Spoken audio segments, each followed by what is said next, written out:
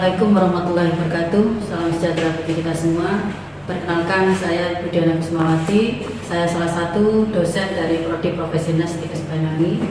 Pada kesempatan kali ini saya akan menjelaskan deskriptif mata kuliah yang saya ampuh, yakni keperawatan maternitas 1, di mana mata kuliah keperawatan maternitas 1 ini ditempuh pada semester 4 dengan bobot SKS 4 SKS. Pembahasan pada mata kuliah keperawatan maternitas 1 ini berfokus pada pemberian asuhan keperawatan wanita usia subur, pasangan usia subur, wanita dengan masa childbearing, yakni masa hamil, melahirkan, nifas, dan bayi sampai usia 28 hari, beserta keluarga dari wanita masa childbearing, dan tentunya dalam menjalankan praktek profesi keperawatan memperhatikan legal etik dalam pemberian asuhan keperawatan. Dengan mengikuti mata kuliah keperawatan maternitas 1 ini, diharapkan mahasiswa mampu menjelaskan tentang perspektif keperawatan maternitas, konsep teori womanhood, kemudian neonatal, obstetri, ginekologi, asuhan keperawatan reproduksi, dan tentunya mahasiswa juga mampu menerapkan simulasi pendidikan kesehatan dan mengintegrasikan hasil-hasil penelitian ke dalam pemberian asuhan keperawatan maternitas pada wanita usia subur, pasangan usia subur, wanita dengan masa childbearing, bayi sampai usia 28 hari beserta keluarganya, dengan tetap memperhatikan praktek dengan legal etik dalam pemberian asuhan keperawatan. Dalam pembelajaran mata kuliah keperawatan maternitas ini, saya menggunakan 3 metode pembelajaran, yakni delivery, interaction, dan assessment, di mana pada metode yang pertama, kita pada saat menyampaikan pembelajaran pada mahasiswa, saya menggunakan referensi textbook berupa buku tentang konsep keperawatan, perspektif keperawatan maternitas, konsep teori tentang kesehatan wanita, neonatal, obstetrik, ginekologi, dan keperawatan reproduksi. Dan juga selain buku, saya juga menggunakan referensi berdasarkan evidence-based nursing. Kemudian yang kedua, terkait dengan metode interaction. Metode interaksi dengan mahasiswa, saya menggunakan metode pembelajaran tatap muka, yakni teknik ceramah, kemudian diskusi kasus, dan seminar. Selain di kelas, kami juga melaksanakan pembelajaran tatap muka di laboratorium pada saat kami melaksanakan praktikum terkait dengan asuhan keperawatan pada keperawatan maternitas. Kemudian metode yang ketiga yang kami gunakan yakni metode asesmen.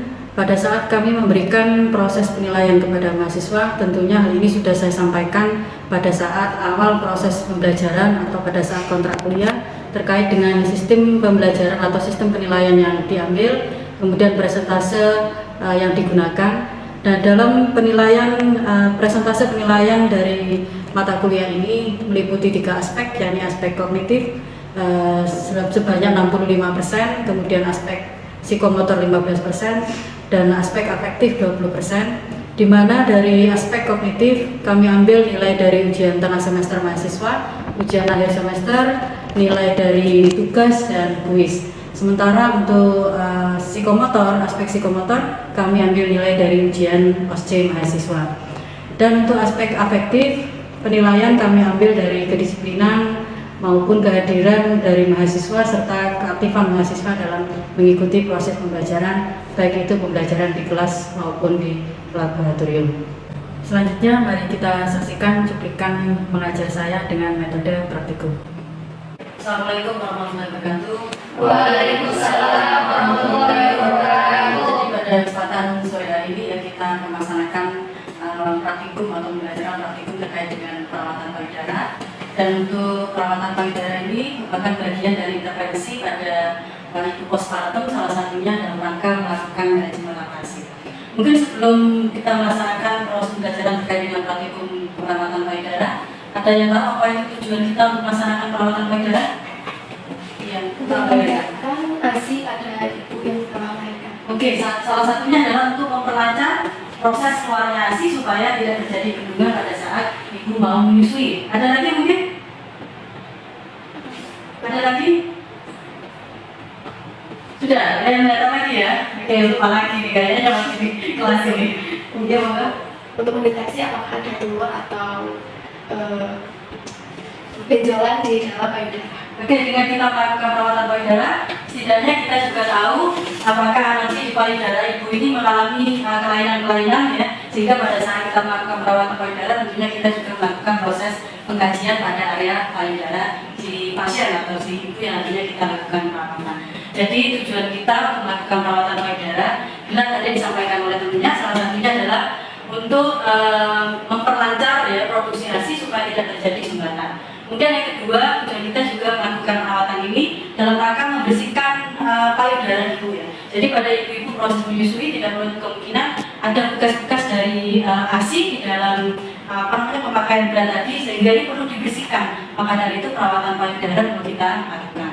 Kemudian yang ketiga dari perawatan payudara ini tentunya juga menjaga keindahan dari bentuk payudara. Nah, biasanya ya kaum wanita ini senantiasa ingin menjaga bentuk dari payudaranya ini supaya tidak mengalami kekendoran ya. Biasanya kalau kita melakukan proses menyusui ini tentunya tidak menutup kemungkinan akan mengalami kekendoran atau perubahan bentuk dari payudara, sehingga dengan perawatan ini tentunya bisa membantu pasien atau ibu-ibu menyusui untuk bisa menjaga bentuk dari payudaranya. Oke, yang keempat, selain kita membersihkan, menjaga bentuk dari keindahan payudara, ini juga bisa membantu ibu untuk mencegah terjadinya lecet pada area puting susu ya, atau pada papilanya. Jadi kalau kita tidak melakukan perawatan payudara, tentunya nanti akan berdampak pada lecetnya daerah papil akibat adanya papil atau puting yang tenggelam. Maka dari itu perlu sekali kita melakukan perawatan payudara pada ibu-ibu postpartum, terutama di hari pertama dan hari kedua setelah postpartum. Jadi memang harus dipersiapkan, jangan sampai ibu gagal dalam melakukan IMD ya. Jadi untuk perawatan payudara ini dilakukan 1 hari atau 2 hari setelah postpartum. Nah, ini tentunya dalam rangka mensukseskan pemberian ASI eksklusif pada ibu menyusui. Jadi kalau tidak dilakukan perawatan payudara, nantinya ada kendala-kendala terkait dengan bendungan ASI ya, kemudian putingnya lecet dan sebagainya, sehingga ibu tidak mampu memberikan ASI eksklusif pada bayinya. Nah, untuk proses dari pembelajaran terkait dengan perawatan payudara ini ya, sebelumnya dari proses dari tahapan penetrasi, tentunya kita harus mempersiapkan alat yang akan kita gunakan dalam perawatan payudara. Dan pada dasarnya dalam perawatan payudara ini, alat-alat yang kita gunakan itu prinsipnya adalah bersih, bukan steril ya. Oke, selanjutnya di sini kita persiapkan handscoon ya. Handscoonnya di sini handscoon bersih. Kemudian ada bengkok untuk kotoran kita nanti saat sudah melakukan perawatan. Kemudian kita siapkan juga squid 10 cc ya, dan juga bisa menyiapkan kapas yang ini digunakan untuk melakukan kompres pada area papil dari pasien. Berikutnya juga perlu kita siapkan 2 waslap ya, kemudian ada 2 handuk dan juga ada 2 baskom yang berisi 1 air hangat dan 1 baskom lagi berisi air dingin. Nah, setelah kita sudah menyiapkan alat, tentunya kita masuk pada tahap orientasi dan kita menyampaikan maksud dan tujuan kepada pasien, dan juga tidak lupa kita harus bisa membangun hubungan saling percaya dengan pasien. Jadi jangan sampai kita melakukan perawatan, pasiennya tidak tahu siapa perawat yang melakukannya. Selamat pagi Ibu, pada kesempatan kali ini saya perawat Diana ingin melakukan perawatan payudara Ibu. Di sini kami bermaksud supaya payudara Ibu ini bisa bersih dan Ibu lancar dalam melakukan proses menyusui supaya tidak terjadi bendungan ASI. Nah, mungkin insya Allah nanti akan kita lakukan perawatan ini selama kurang lebih 10 menit. Apakah di sini Ibu bersedia? Nah, bila pasien sudah bersedia, maka kita sarankan pasien untuk posisi duduk ya. Jadi perawatan payudara itu tidak dalam kondisi pasiennya berbaring, tapi harus dalam kondisi duduk. Nah, setelah persiapan pasien, tentunya kita juga harus mempersiapkan lingkungan ya, atau pencahayaan. Jadi jangan sampai kita melakukan perawatan payudara di ruangan dalam kondisi gelap ya. Ini akan menimbulkan satu ketidaknyamanan pada pasien. Maka dari itu pencahayaannya harus cukup. Kemudian kita juga harus bisa menjaga privasi pasien, di mana tirai ataupun kita berikan sketsa supaya privasi pasien bisa terjaga. Nah, pada tahap prosedur di sini yang pertama kita melakukan proses cuci tangan 6 langkah ya. Setelah itu kita menggunakan handscoon bersih. Oke, setelah kita pasang handscoon bersih ya, kita bantu pasien untuk membuka bajunya. Setelah baju pasien kita bantu untuk membuka, kemudian kita meletakkan handuk. Ini kita letakkan handuk di bawah pasien. Kemudian satu handuk lagi kita letakkan pada area punggung pasien. Setelah kita memasang handuk pada area punggung pasien, selanjutnya kita melakukan proses pengompresan pada area papil. Jadi kita ambil dua buah kapas, satu kapas ini untuk kompres papil sebelah kanan dan satu kapas lagi untuk papil area sebelah kiri. Jadi di kapas ini kita kasih baby oil ataupun minyak kelapa ya. Nah, setelah itu kita letakkan pada area papil pasien kurang lebih sekitar 2-3 menit, dan ini tujuannya supaya bisa membantu mempermudah saat kita melakukan pembersihan area papil, karena biasanya ibu yang menyusui itu ada bekas dari kerak-kerak radiasi, sehingga dengan dikompres akan mempermudah kita untuk membersihkan area papil. Nah, setelah kita bersihkan area papilnya, kemudian kita lakukan suatu proses pengkajian pada area papil, apakah papilnya menonjol atau tenggelam. Kalau ternyata papilnya tenggelam, di sini tentunya kita harus mengupayakan bagaimana supaya papilnya menonjol, karena kalau tenggelam nanti khawatir pada saat proses menyusui akan terjadi lecet pada area papil si pasien. Maka dari itu kita lakukan dengan dua teknik. Yang pertama dengan teknik Goffman ya. Dengan teknik Goffman di sini kita melakukan upaya untuk mengeluarkan putih di mana menggunakan jari telunjuk dan jempol ya. Nah, pada teknik yang pertama di sini kita melakukan proses peregangan pada area papil. Jadi kita lakukan proses peregangan bagian bawah dan bagian atas dari papil, kita regangkan sebanyak 10-20 kali. Kemudian di area sebelah samping kanan dan kiri ini kita juga lakukan proses peregangan 10-20 kali. Begitu juga dengan papil pasien pada area sebelah kiri, dari atas ke bawah 10-20 kali. Begitu juga dengan area bagian samping 10-20 kali. Nah, apabila ternyata pada teknik Goffman di sini papil juga masih tenggelam ya, tidak keluar, maka kita menggunakan split 10 cc. Jadi split 10 cc ini kita letakkan di papil pasien ya, kita masukkan di sini, kita balik, kemudian kita lakukan satu proses aspirasi. Jadi hati-hati, jangan terlalu keras dalam melakukan aspirasi. Jadi pada saat kita melakukan aspirasi ternyata terasa ada tahanan, berarti kita sudah berhenti. Jadi kita tunggu sekitar kurang lebih 1 menit, setelah itu baru kita lepas. Nah, ini putingnya sudah mulai keluar. Kemudian begitu juga dengan puting di sebelah kiri ya. Kita aspirasi, setelah terasa ada tahanan kita berhenti, kurang lebih sekitar 1 menit kita tahan, setelah itu kita lepas. Setelah proses untuk mengeluarkan puting selesai, kita berikan baby oil atau kita oleskan baby oil di sini pada kedua telapak tangan kita. Jadi kita akan melakukan masase pada payudara ya. Jadi yang pertama di sini ada 3 teknik. Yang pertama di mana kedua telapak tangan kita ini kita letakkan di antara kedua payudara pasien. Jadi dari bawah kita urut ke atas, ya. Kemudian kita lepas. Ini juga kita lakukan sebanyak 20 kali pada saat kita melakukan proses pengurutan. Ini teknik yang pertama. Selanjutnya dari bawah ke atas. Nah, kalau tadi dari bawah ke atas, sekarang dari atas ke bawah. Nah, ini kita lakukan juga selama kurang lebih sekitar 20 kali. Nah, untuk teknik yang ketiga, kita menggunakan ras jari kita ya. Jadi kita satu tangan kita menyangga, di satu tangan kita menyangga, tangan yang satunya kita melakukan proses pengurutan atau pemijatan pada area payudara ibu mulai dari atas menuju pada area puting.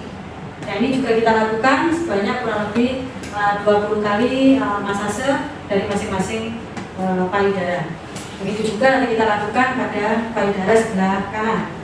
Kita lakukan proses masase sampai pada area puting.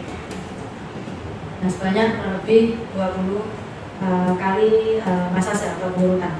Kemudian teknik yang ketiga, kita menggunakan ulnar dari tangan kita sebelah kanan ataupun sebelah kiri. Jadi tetap kita sanggah.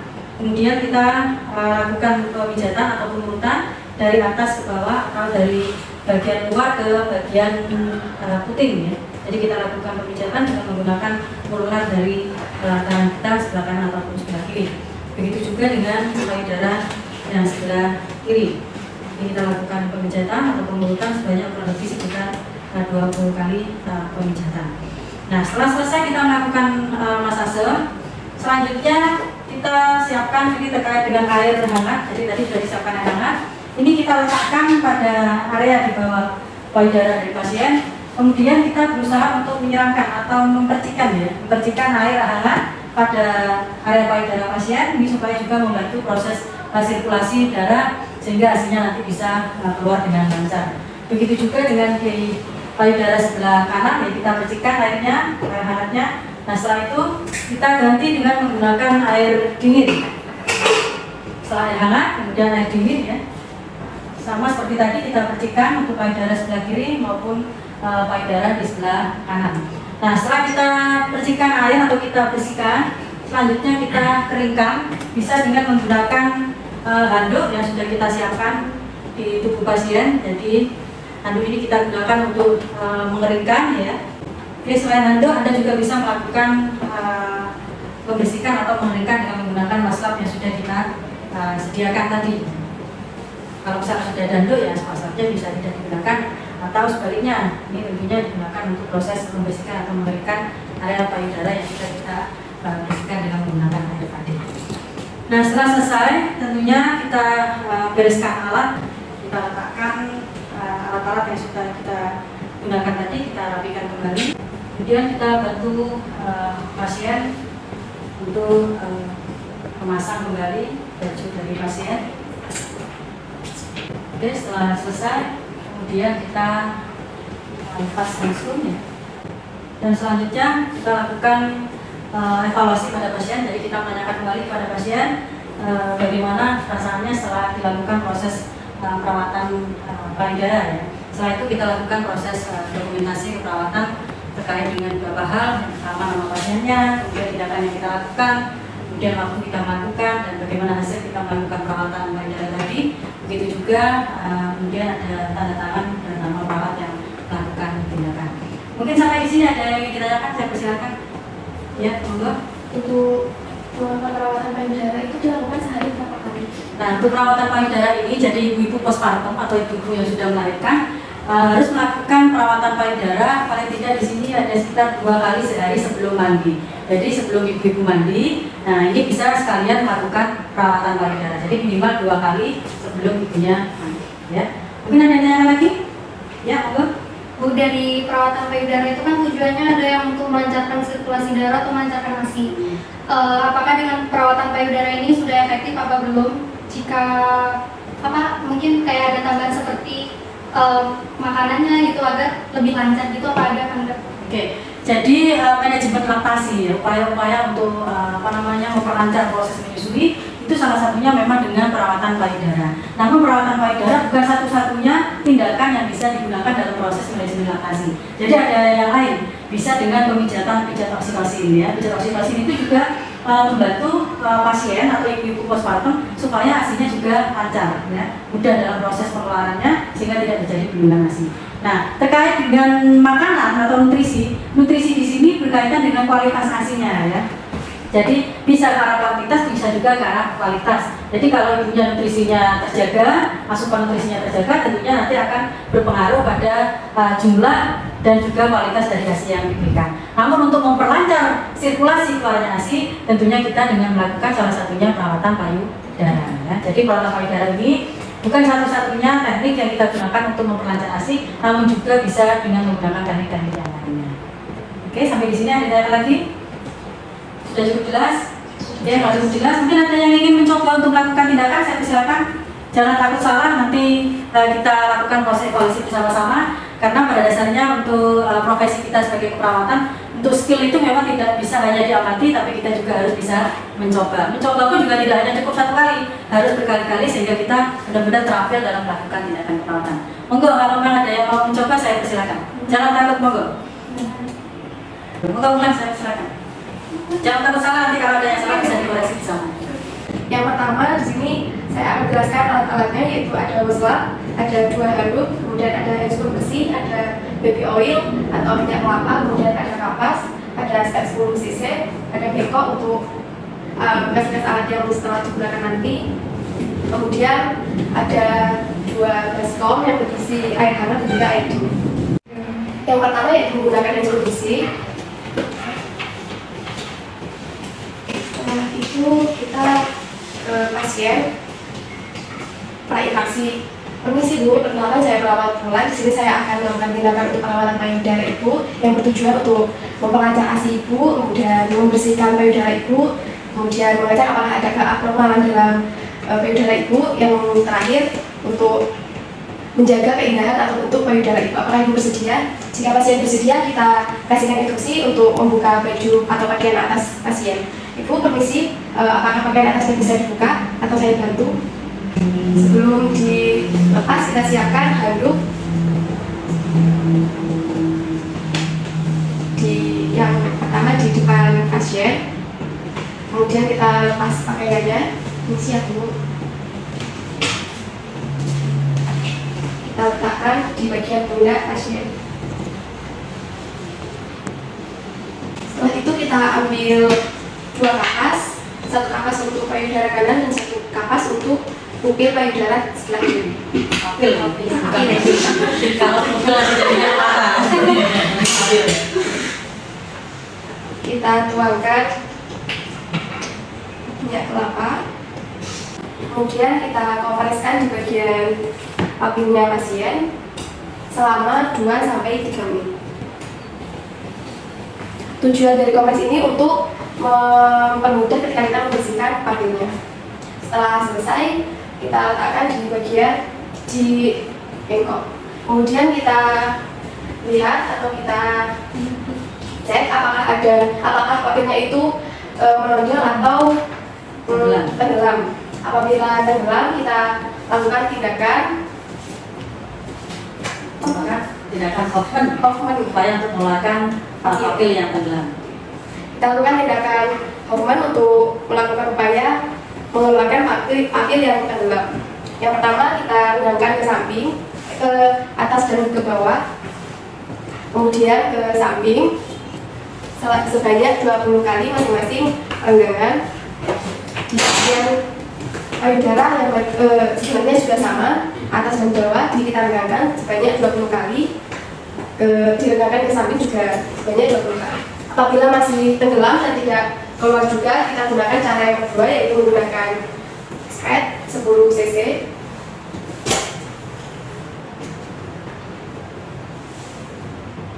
Kita masukkan gini, kita tarik. Apabila terjadi tahanan, berarti kita lepaskan. Nah, sebentar, kalau ada tahanan, kita hentikan dulu ya. Sudah nanti sekitar 1 menit, setelah itu baru kita lepas. Kalau ada tahanan terus dilepas, nggak muncul ininya nanti, apa namanya, papilnya yang menonjol. Jadi kalau ada tahanan ditahan, kalau ada tahanan ada berhenti, jangan mengaspirasi. Setelah itu baru ditunggu 1 menit dan baru kita lepas. Kita masukkan, kita lakukan aspirasi atau kita tarik setnya. Apabila terjadi tahanan, berarti sudah pas, dan itu kita diamkan selama 1 menit. Setelah 1 menit, kita lepaskan secara pelan-pelan supaya tidak menyakiti pasien. Apabila sudah terlihat menonjol atau keluar, kita hentikan. Setelah itu, kita lakukan pijatan kepada payudara pasien. Jangan lupa pakai apa dulu? Pakai oil. Ini membantu untuk melecehkan nanti.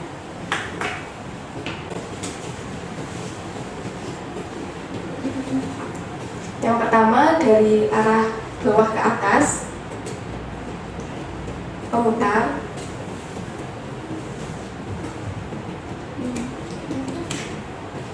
Diulangi lagi. Kemudian kita lakukan lagi, tapi dengan arah yang berlawanan, dari atas ke bawah.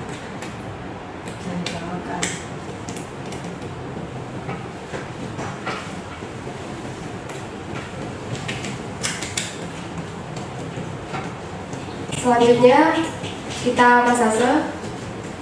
Sangga 1 tangan bawah payudara. Kemudian yang tangan sebelahnya juga. Ya, menggenggam ras-ras jarinya kita gunakan untuk melakukan pengurutan atau masase. Lakukan secara pelan-pelan agar tidak menyakiti pasien.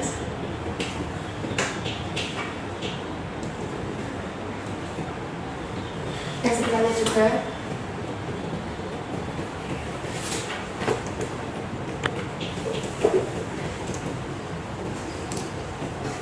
Kemudian cara berikutnya menggunakan sisi lunar dari tangan. sanggar sanggar lagi.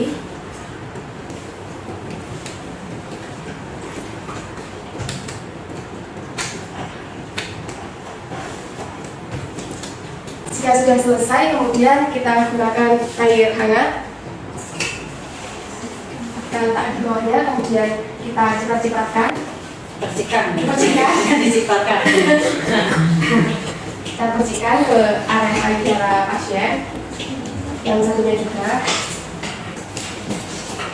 Setelah menggunakan air hangat, kita ganti dengan air dingin.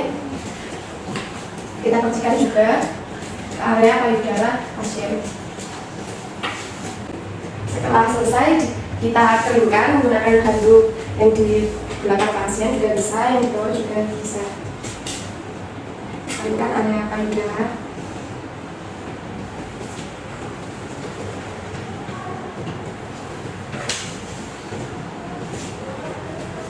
Setelah selesai, kita pakaikan lagi pakaian atas pasien.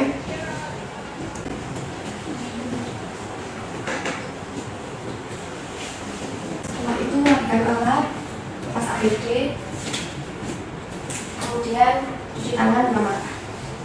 Nah, ini ternyata teman-teman sudah paham ya, sudah bisa praktekkan untuk perawatan payudara. Nanti untuk yang lainnya bisa mencoba ya. Jadi pada kesempatan sore hari ini ya saya cukupkan sampai di sini dulu terkait dengan topik terkait dengan perawatan payudara. Kalau lebihnya saya mohon maaf. Semoga apa yang saya sampaikan bisa memberikan manfaat. Assalamualaikum warahmatullahi wabarakatuh. Waalaikumsalam. Demikian tadi cuplikan metode mengajar saya. Semoga bermanfaat dan kurang lebihnya saya mohon maaf. Assalamualaikum warahmatullahi wabarakatuh.